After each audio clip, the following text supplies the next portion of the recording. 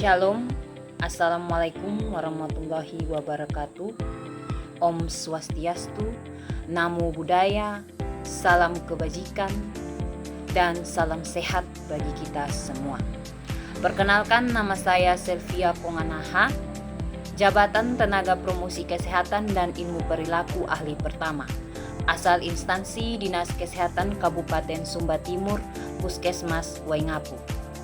Saya akan menceritakan pengalaman belajar saya dalam mengikuti agenda kedua. Selama mengikuti pembelajaran tentang PNS berakhlak melalui MOOC dan e-learning, saya memperoleh berbagai materi penting yang sangat relevan dengan peran dan tanggung jawab sebagai aparatur sipil negara. Materi utama yang dipelajari meliputi core value ASN berakhlak, yaitu berorientasi pelayanan, akuntabel, kompeten, harmonis, loyal, adaptif, dan kolaboratif. Saya juga mempelajari bagaimana penerapan nilai-nilai tersebut dalam kehidupan kerja sehari-hari, termasuk contoh perilaku yang mencerminkan nilai-nilai berakhlak serta bentuk-bentuk pelanggarannya seperti gratifikasi, suap, dan penyalahgunaan wewenang. Materi yang paling saya pahami adalah berorientasi pelayanan dan akuntabel karena sangat dekat dengan praktik kerja sehari-hari.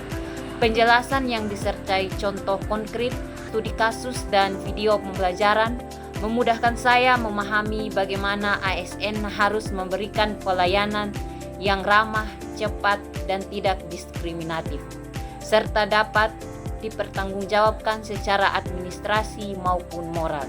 Saya juga memahami bahwa nilai berakhlak bukan hanya slogan, tetapi harus tercermin dalam sikap, perilaku, dan keputusan yang diambil oleh ASN. Adapun materi yang relatif cukup sulit dipahami adalah pada tugas 3 agenda kedua tentang kegiatan, tahapan kegiatan aktualisasi yang harus dilakukan dan dituangkan ke dalam tugas. Tantangannya terletak pada bagaimana saya menentukan kegiatan apa yang harus saya lakukan yang berkaitan dengan nilai-nilai dasar PNS berakhlak yang relevan sesuai dengan tupoksi saya sebagai tenaga promosi kesehatan dan ilmu perilaku. Selama proses pembelajaran, saya menghadapi beberapa kendala, antara lain keterbatasan waktu untuk belajar mandiri, konsentrasi saat mengikuti materi daring, serta kebutuhan untuk mengulang materi tertentu agar benar-benar dipahami dan menuntut kedisiplinan dan motivasi yang tinggi agar semua modul dapat diselesaikan dengan baik.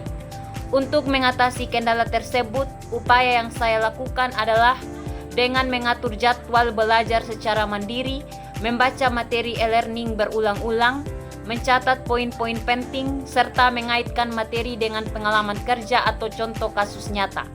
Saya juga aktif membaca bahan tambahan dan berdiskusi dengan rekan peserta untuk memperdalam pemahaman terhadap nilai-nilai PNS berakhlak.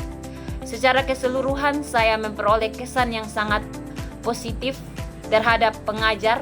Materi disampaikan dengan sistematis dan jelas agar peserta tidak hanya memahami secara teori, tetapi mampu menginternalisasi dan menerapkan nilai berakhlak dalam sikap dan perilaku sebagai ASN. Saya mengucapkan terima kasih kepada pengajar Bapak Stefanus Seo Esfil MPA.